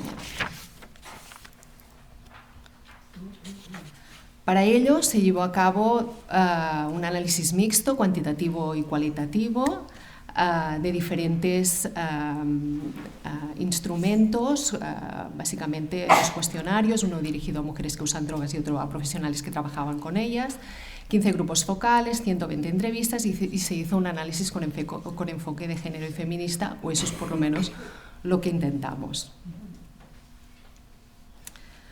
Las muestras de los cuestionarios, tanto de las mujeres como de los profesionales y las profesionales, fueron en general muy poco diversas, ¿vale? Ya veis, principalmente mujeres cisgénero, heterosexuales, principalmente de 3 de los 6 países partners que colaboraron más en la investigación, nacidas en los países partners, por tanto era una muestra muy poco migrante. En el 58% de los casos eran mujeres que se encontraban en comunidades terapéuticas, y esto es así porque parte del partenariado formaba parte de una red europea que es la EuroTC, European Therapeutic Communities, y esto condicionó las características de la muestra. Destacar también este 60% de mujeres sin hijos, lo que señala las dificultades de las madres para acceder a los servicios, especialmente a los servicios residenciales. En la mitad de los casos las mujeres presentaban diagnósticos de salud mental, ya veis, depresión y trastorno límite de personalidad, 2 diagnósticos muy cruzados por el género, y un uso de drogas principalmente legales, alcohol y benzodiazepinas prescritas, en la mayoría de los casos hiperprescritas, a través de patrones sí precisa que generan pues, un uso muy adictivo de las mismas. La muestra de profesionales, como os decía, también poco diversa, pero sí que hay que decir que tanto los grupos focales como las entrevistas nos permitieron ampliar la diversidad de las 2 muestras. Vale, vamos con el resultado 1. Las mujeres que usan drogas experimentan una elevada prevalencia de violencias de género a lo largo de sus vidas, como ya han demostrado también otros estudios previos. De hecho, las mujeres reportaron una elevada prevalencia de diferentes tipos de violencias de género, principalmente psicológica, pero ya veis también física, sexual y económica, y hay que destacar este 97, casi 98% de mujeres que denunció al menos un tipo de violencia de género a lo largo de sus vidas. Eso es interesante porque al principio algunos de nuestros partners decían, bien, sí, nosotros estamos trabajando con mujeres que usan drogas, pero que además estén también experimentando violencias como si fuera una excepcionalidad, decían, bueno, a lo mejor tendremos alguna también. Entonces está muy bien tener este dato porque así vamos señalando que si trabajamos con mujeres que usan drogas también estamos trabajando con supervivientes. Por contextos destacaban las relaciones sexoafectivas, los contextos de uso de drogas, la familia de origen, los agresores desconocidos en contextos de calle, los entornos festivos y los contextos institucionales. Entonces quedamos bastante sorprendidas con esta elevada prevalencia de violencia institucional como un tipo específico de violencia de género que en realidad ya queda reconocida en múltiples convenciones y declaraciones internacionales como el Convenio de Estambul en su artículo 5 sobre obligaciones del Estado y diligencia debida. A nivel del Estado español y un poco como reflejo de este marco legal internacional, la Ley Orgánica de Garantía Integral de la Libertad Sexual, más conocida como la Ley del Sí es Sí, y todas estas leyes autonómicas ya están incluyendo la violencia institucional como un tipo específico de violencia de género. Lo que es súper interesante. Esto supone un cambio de paradigma total que es no solo un beneficio para todas las mujeres, sino especialmente para las más vulnerabilizadas y muy especialmente para las mujeres que usan drogas, que son aún de las más estigmatizadas y revictimizadas en todos los tipos de servicios. De hecho, en nuestra muestra, las mujeres reportaron múltiples situaciones de violencia institucional en diferentes tipos de servicios no especializados, servicios generalistas. Por ejemplo, denunció una violación y estaba borracha, y el policía que estaba detrás del que me tomaba declaración dijo gritando, no la creo. O, por ejemplo, un médico forense me vio, tenía moratones aquí, en los dedos, en los muslos, pero el tipo no quiso creerme. Pero también las mujeres reportaron reportaron sentirse insatisfechas, juzgadas y agredidas en servicios de drogas. Por un lado, violencias perpetradas por personas físicas, ya fueran otros usuarios del servicio o los propios profesionales. Por ejemplo, en un centro público específico se aloja a hombres violentos y agresores, o me sentí acosada por el tipo, nos comentaba una mujer, hablando sobre un profesional de un servicio. Y por otro lado, otro tipo de violencias más relacionadas con la estructura y las dinámicas patriarcales de las propias organizaciones.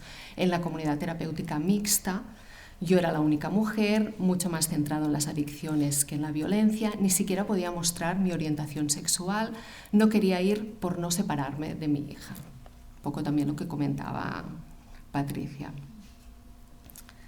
Los hombres, tanto si eran usuarios de drogas o no, fueron principalmente reportados como los agresores por las mujeres, señalando pues, la naturaleza estructural de las violencias. De hecho, la probabilidad de ser agredida con frecuencia por un hombre era de 7 veces mayor que por una mujer en nuestra muestra, y la probabilidad de ser agredida con frecuencia por un hombre que usara droga aumentaba hasta 10 veces más que por una mujer que usara drogas, con lo cual el género juega un papel esencial, prioritario en las violencias, mientras que las drogas, algo que veníamos diciendo mucho y que hemos podido como calcular de alguna forma, jugarían un papel más facilitador, amplificador de las violencias en cualquier caso, como también han señalado otros estudios como los recientes de David Moore en Australia sobre masculinidades y uso de drogas. Y como también expresaron muy bien las mujeres a través de los grupos focales. Mi experiencia es que la cocaína y el alcohol aumentan la propensión de los hombres a la violencia. Las drogas no son la causa de la violencia, se explica porque es un maltratador, un machista. Los grupos focales también señalaron muy bien cómo los contextos de pareja y de uso de drogas están atravesados, influidos por el género y las violencias de género y no tanto por los efectos de las drogas en sí. Fijaros esta situación. Esta persona tiene cada vez más paranoia y miedos y se vuelve más agresivo. Tú eres la perra. Si no fuera por él, ¿quién te querría? Tú eres una yonki. Él no consumía entonces. Y por otro lado, despertarme y que un tipo me esté follando en un narcopiso, ¿sabes? Nosotras no vamos a ir a un hombre y follárnoslo mientras duerme, ¿sabes? Bueno, es que esto es violación. Sorprende también este nivel de conciencia, ¿no?, de las propias mujeres, que en este caso se encontraban en servicios integrados y que comprenden también esta estructuralidad de la violencia. Vale, resultado 2. Además de la identidad de género y del uso de drogas, la pobreza, la etnicidad y la inmigración destacan como ejes de opresión para las mujeres. La pobreza fue principalmente reportada como eje de opresión por las mujeres, pero ya veis, también la orientación sexual, la edad, la diversidad funcional, la migración y la etnicidad. Pero cuando cruzamos los anteriores ejes de opresión por los distintos tipos de violencias, física, sexual, psicológica, económica, nos dimos cuenta que las mujeres que usan drogas con bajos ingresos, racializadas y migrantes, experimentaron significativamente, desde un punto de vista estadístico, más violencia sexual en la edad adulta que las mujeres que usan drogas no afectadas por estos ejes de discriminación. Y cuando preguntamos a los y las profesionales sobre criterios de exclusión, fijaros que más de la mitad de la muestra reconocía la existencia de criterios de exclusión que de alguna manera señalan la necesidad de avanzar hacia modelos, por un lado, más interseccionales e inclusivos, por ejemplo, en relación a la salud mental y al trabajo sexual, modelos mucho más orientados a la reducción de daños. Aún casi un 13% señala que el uso de drogas y alcohol es un criterio de exclusión para entrar a un servicio. Y modelos mucho más que permitan el acceso universal a los servicios para evitar que precisamente haya personas que no puedan acceder a un servicio por no poder pagarlo.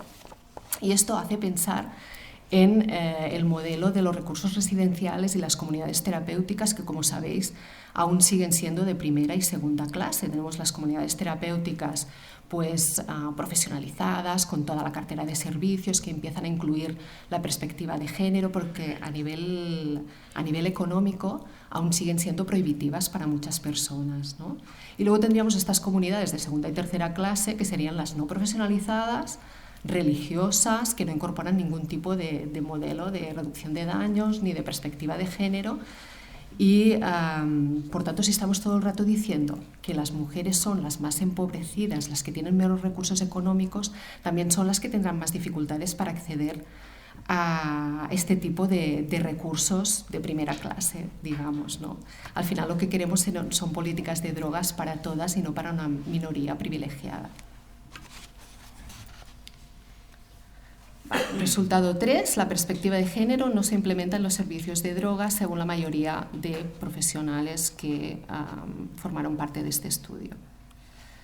De hecho, cuando preguntamos a profesionales sobre el tipo de enfoque del servicio, fijaros que solo el 24% de la muestra reconocía estar trabajando en perspectiva de género. Y mucho menos en el caso de los hombres. Cuando desagregamos los datos, solo el 11% de los hombres profesionales reconocían estar trabajando en perspectiva de género. Respecto al modelo biopsicosocial, ¿no?, la mayoría de la muestra señalaba trabajar desde este enfoque. Lejos de ser un modelo holístico, integral, parece no estar incorporando tampoco la perspectiva de género. Y por lo que respecta al modelo del trauma informado, a través de los grupos focales e entrevistas, vimos que algunos y algunas profesionales podrían no estar considerando las violencias en tanto que trauma, ni las violencias en perspectiva de género, lo que en ambos casos puede llegar a ser muy revictimizante para las mujeres que usan drogas, tal y como también han señalado otros estudios. Y de hecho, muchos y muchas profesionales señalaban que en general los equipos no están relacionando el uso de drogas de las mujeres con las violencias experimentadas a lo largo de sus vidas. Es decir, el uso de drogas como una forma de lidiar con las violencias experimentadas o cómo los contextos de uso de drogas exponen a las mujeres a más situaciones de violencia. Resultado 4. Los servicios de drogas se definen por los aspectos más tradicionales, según las mujeres que usan drogas, y por el staff, profesionales. Cuando preguntamos a ambos, a las mujeres y a los profesionales y las profesionales, sobre los aspectos positivos que definían los servicios en los que estaban trabajando, en ambos casos destacaron los aspectos más tradicionales de los servicios de drogas, como por ejemplo el conocimiento de profesionales sobre drogas en general, o sobreuso de drogas y, por ejemplo, la consideración de la salud mental en general, pero no todos aquellos aspectos más directamente relacionados con la implementación de la perspectiva de género, como podrían ser pues, el activismo sociopolítico, la participación de las mujeres en todas las fases de los programas y servicios, la adaptación de las instalaciones a las necesidades específicas de las mujeres y de sus hijos e hijas, la existencia de protocolos de detección y abordaje de las violencias o la existencia de espacios solo para mujeres. Por lo tanto, parece que a nivel europeo no se estarían considerando las necesidades de las mujeres que usan drogas. Quizás si seleccionáramos solo los datos de la muestra española, los resultados no serían tan negativos. Esto hay que decirlo. Aunque no se ha podido hacer la explotación de datos por países, pero seguramente los resultados serían mucho más favorables, precisamente porque todos los servicios integrados que han participado en este estudio están en España también. Resultado 5. Los servicios integrados, por tanto, los servicios dirigidos a mujeres que usan drogas y que consideran las violencias que han experimentado a lo largo de la vida, incorporan más aspectos relacionados con la perspectiva de género, de acuerdo tanto a las mujeres como al staff profesionales. Vale, cuando se promediaron los aspectos más relacionados con la perspectiva de género y se cruzaron por los tipos de servicios, se observó que los servicios integrados eran los que obtenían porcentajes más elevados en perspectiva de género. ¿Vale? Fijaros que los servicios de reducción de daños, estos Harm Reduction Centers, obtienen puntuaciones bastante más bajas que los servicios integrados en perspectiva de género. Y esto es así porque siguen siendo percibidos como espacios inseguros por parte de las mujeres. Vale, los servicios integrados también eran la opción de tratamiento más deseable para las mujeres que usan drogas según el staff. Yo que tuve la oportunidad de conducir los grupos focales en los servicios integrados que participaron en el estudio, quedé gratamente sorprendida de ver cómo un cambio de modelo genera un impacto tan positivo en las mujeres. Es decir, las mujeres no solo eran capaces de identificar todos los tipos de violencias que habían experimentado a lo largo de sus vidas, incluso las violencias institucionales. En un par de casos, las mujeres hablaban de violencia institucional en estos términos, sino que además entendían muy bien la estructuralidad y la direccionalidad de la violencia. Y claro, esto supone un modelo mucho más compasivo, desculpabilizador, empoderador, inclusivo, etc. Vale, vamos con algunas recomendaciones finales. Es necesario aplicar un enfoque de género interseccional y orientado al trauma en la conceptualización y abordaje de las violencias de género experimentadas por las mujeres que usan drogas. Deberíamos de desarrollar protocolos para la detección y abordaje sistemático de las violencias de género experimentadas por las mujeres que usan drogas, sí, pero desde el enfoque anterior y atendiendo a todos los tipos y contextos de violencias, incluidas también la violencia institucional y no solo focalizando en las violencias de pareja. En ese sentido, es esencial formar a profesionales, incluidos los puestos directivos, en esta intersección entre el género, las violencias de género y el uso de drogas, y también sobre las interacciones entre los distintos tipos de violencias y la detección y abordaje específicos de los distintos tipos de violencias, tal y como apuntan recientes estudios como los de Sarah Morton en Irlanda. Muy interesante en esta línea.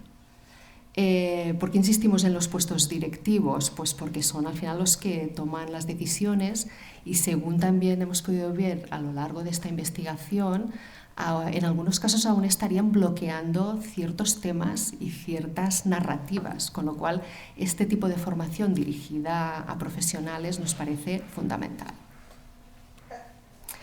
La elevada prevalencia de violencia institucional detectada en mujeres que usan drogas abre la posibilidad a mejorar las estrategias de intervención, básicamente a través de la implementación de la perspectiva de género interseccional en todos los servicios, que nos parece una buena manera de prevenir y abordar las violencias institucionales.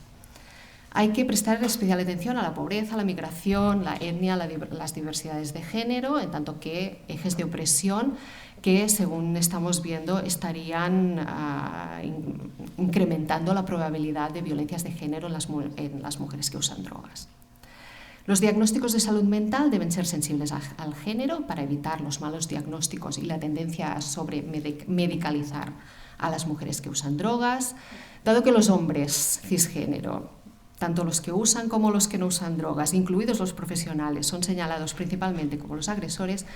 Parece esencial desarrollar estrategias, todo tipo de estrategias dirigidas a este grupo privilegiado. Hay que prestar especial atención a las necesidades específicas de las mujeres que usan drogas y a sus hijos e hijas, especialmente todo lo que tiene que ver con el acceso de hijos e hijas a los servicios y todo lo que tiene que ver con la creación de espacios solo para mujeres. Es esencial promover la participación de las mujeres que usan drogas en todas las fases de los programas y servicios, incluida la participación política. Participación política a través de redes tanto locales como internacionales de mujeres que usan drogas y de supervivientes. Y dado que los servicios integrados parecen estar incorporando mejor la perspectiva de género, nos parece interesante promocionar este tipo de servicios, si bien también es importante considerar cómo adaptar los servicios de drogas y los servicios de supervivientes a las mujeres que usan drogas. Y ya, ¿voy bien de tiempo? Sí, vale. Una pincelada sobre cómo resultó este proceso de investigación feminista. Vale. Nos encontramos con una serie de dificultades en todo el proceso de investigación feminista, empezando por la estructura del propio partenariado. Esto es algo que se habló abiertamente con el partenariado, o sea que no voy a explicar nada que no se haya comentado con ellos.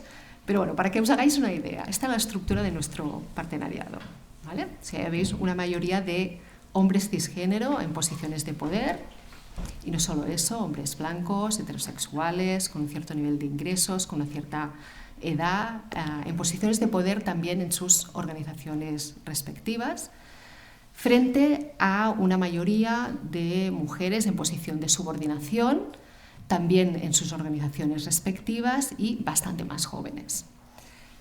Las figuras sombreadas en rosado serían las personas del partenariado que tenían poca o mucha formación en género, perspectiva de género, violencia de género, género y drogas, ¿vale?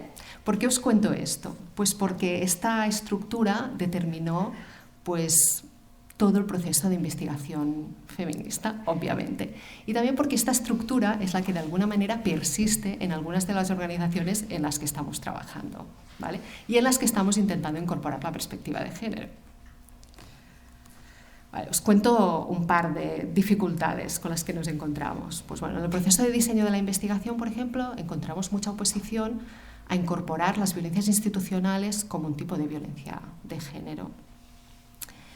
En relación a la recogida de datos, algunos de los partners se dilataron mucho en mandar los resultados, incluso al final mandaron muchos menos resultados de los pactados inicialmente, con lo cual las muestras por países eran muy dispares y finalmente no pudimos comparar los resultados por países.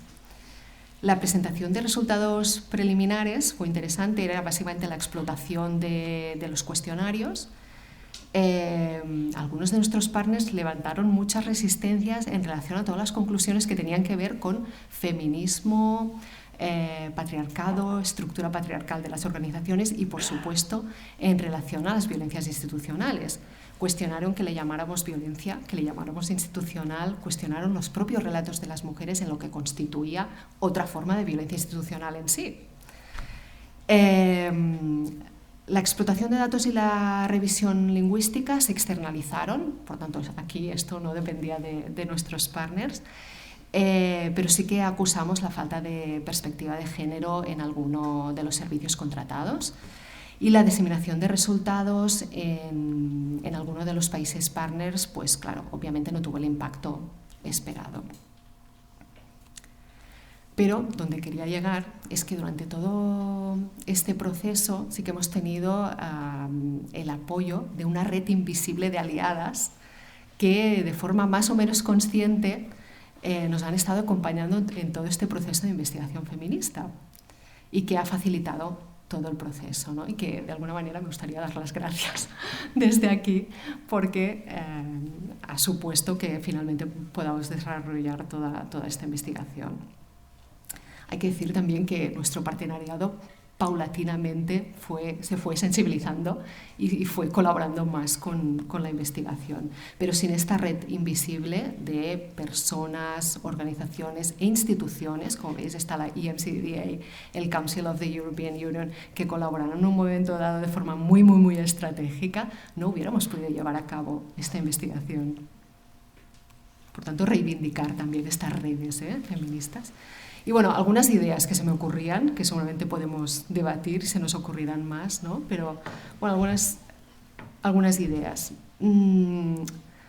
Sugeríamos pues partir sobre todo de partenariados estratégicos, feministas, que incluyen también organizaciones y redes de mujeres que usan drogas, en tanto que expertas con experiencia vivida, y sobre todo que no estemos solas en estos procesos de investigación. Partir de un kit de resistencia feminista, pues dotarnos de marcos legales y políticos internacionales. Por ejemplo, en nuestro caso tiramos del marco legal internacional sobre violencias institucionales, porque todavía no eran vigentes las leyes a nivel del Estado español, pero esto fue fundamental en un momento dado. Manuales de referencia, publicaciones científicas, etcétera, todo lo que pueda apoyar nuestras tomas de decisiones. Que las explotaciones de datos se lleven a cabo por parte de expertas y que se hagan realmente en perspectiva de género, porque al final lo que necesitamos son datos, y datos bien calculados en perspectiva de género también para sensibilizar o convencer a determinadas audiencias como a cargos políticos. Que las revisiones lingüísticas sean nativas también por personas expertas y en perspectiva de género, para evitar reinterpretaciones, reconceptualizaciones que puedan acabar desvirtuando el trabajo que se ha estado haciendo. Por ejemplo, en el marco de esta investigación hemos escrito un paper y uno de los revisores, nativo de Estados Unidos y con conocimientos, una persona experta en drogas, nos decía que había una palabra que se repetía mucho a lo largo de todo el documento y que deberíamos cambiar, y la palabra era intersectionality, o sea, interseccionalidad. Entonces, suerte que hay 1 millón de estudios que utilizan esta palabra, y entonces se zanjó el debate, ¿no? Pero bueno, nos encontramos con este tipo de cosas. Formación continua de puestos de toma de decisiones para evitar precisamente los bloqueos continuos. La creación también o pensar en nuevos modelos organizacionales más inclusivos, más creativos y menos patriarcales. Atrevernos a diseminar los resultados en foros también no expertos que permitan hacer incidencia política hacia afuera, pero hacerlo siempre acompañadas, o sea, juntas y con estrategia. Y contar siempre con otras aliadas estratégicas que puedan acompañarnos en los procesos de investigación feminista, ya sean personas, organizaciones, instituciones que nos puedan acompañar. Y nada, simplemente si estáis interesadas en más información, podéis consultar nuestro report y este paper que estamos a punto de publicar en la revista Dictology. Ya está, hasta aquí.